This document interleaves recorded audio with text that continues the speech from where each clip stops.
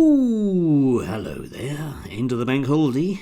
Back to life. Back to reality. Back to the here and now. Yeah. Which kind of takes me back to a time when I was a bit younger. Yes, indeed.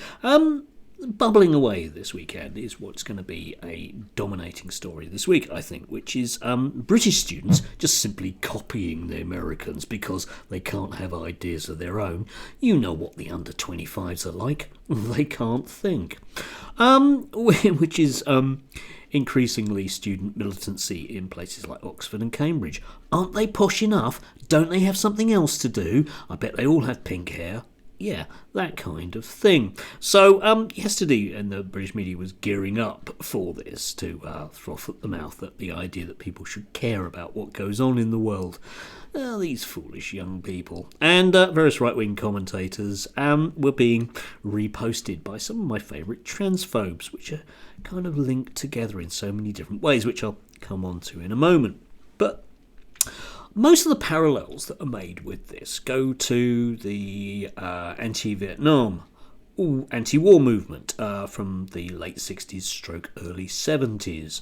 Ho, ho, Ho Chi Minh, as we didn't used to chant because I was about 5 at the time.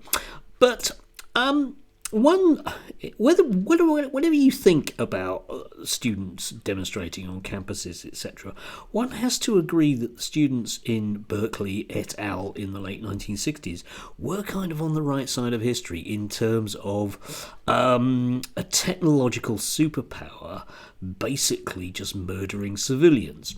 If you can put it as bluntly as that, if you like. And, but the British media will tend not to think about later student movements. And, going back to, say, about 1990, if you think about the student movements in the late 80s, etc., there were two major ones then, because that's when I did my first degree. And they were both on the right side of history. You think about South Africa and apartheid. I can remember going on at least 2 big demos down in London about that when I was a student. Apartheid regime, boycotting Barclays Bank et al. Now, you can argue the rights and wrongs of student demonstrations, but you can't argue the rights and wrongs of apartheid South Africa. It doesn't really work out very well unless, you're a really racist individual. And, that was a very successful campaign because ultimately Barclays disinvesting in South Africa was one of the pillars of apartheid which crumbled. Very good campaign. Well done, young people. Or was it? No, of course not, because they were condemned by the Conservatives et al. At the time as terrorists. Used to have suggestions that, Nelson Mandela should be hung, as I recall from the Young Conservatives. Wrong side of history, somewhat they were. The other big one, of course, was all the trade union movements, in particular the miners' strike. I arrived at my place of learning basically as that was starting to peter out.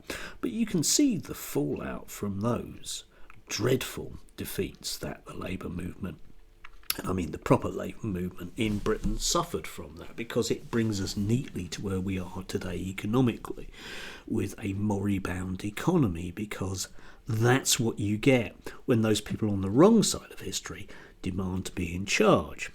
Now, you might say, well, where are you going with this? Well, I'm about to explain, because it reminded me of a few days ago when I saw a piece about the devils of groupthink in university from the Alliance for Responsible Citizenship, and link down below, you can watch it for yourself, where 4 very earnest people in the social sphere were worrying about young people and what they might get up to, and the way that radical and bold action needs to be taken to make sure that they think the right things.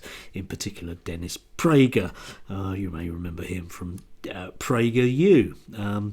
Sometimes I work with, certainly in the past I've worked with young autistic males that have been very right-leaning, and they will tend to give me Prager University video as proof that they're definitely right about what they say.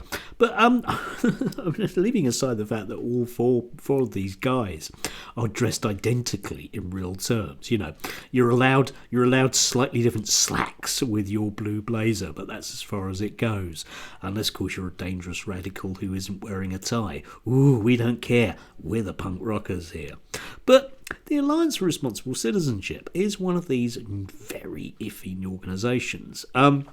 Close links with the guy who basically initially funded GB News and is still very active on that front. And the reason why I'm sort of going there with this is very much these types of organisations and the way that they operate keep people like Helen Joyce and Graham Linehan in a reasonably comfortable existence, because them, without that funding, without that kind of spurious right-wing think tank, for them to, broadly speaking, get paid on a reasonably regular basis, they would simply be lone nutters on Twitter. I mean, they are lone nutters on Twitter because there aren't enough bigots in the country. There's about there's about 5,000 all told, aren't there? But leaving that aside, this is part of that kind of supporting thing. And you can bet your bottom dollar that this is going to be a big culture war issue in the next few weeks.